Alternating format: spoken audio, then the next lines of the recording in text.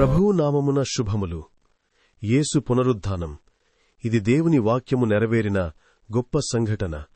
మత్తయి సువార్త 28:1-2 ప్రకారం విశ్రాంతి దినము గడచిపోయిన తర్వాత ఆదివారమున తెల్లవారుచుండగా మగ్దలేనే మరియయు వేరొక మరియయు సమాధిని చూడవచ్చిరి.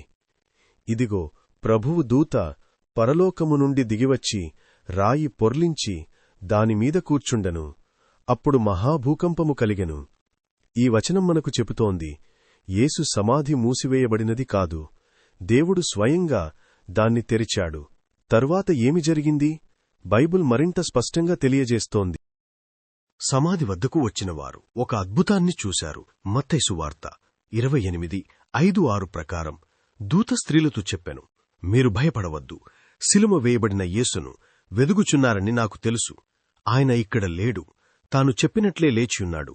సమాధి ఖాళీగా ఉంది. ఇది యేసు మాటల నెరవేర్పు. లూకాసు వార్త 24:6-7 ప్రకారం ఆయన ఇక్కడ లేడు, లేచియున్నాడు. అంటే మరణం యేసును నిలపలేకపోయింది. యేసు పునరుత్థానం మన విశ్వాసానికి పునాది. 1 కొరింథీయులకు 15:20 ప్రకారం క్రీస్తు మృతులలో నుండి లేచి నిద్రించిన వారిలో మొదటివాడాయను. అంటే ఆయన లేచుట ద్వారా మనకు కూడా జీవం ఆశ కలిగింది.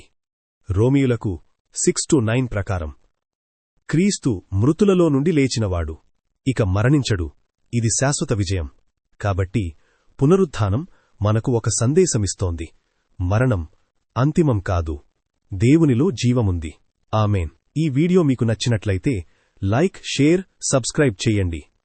దేవుడు మిమ్మలందర్నీ దీవించునుగాక. ఆమేన్. God bless you. Jesus loves you.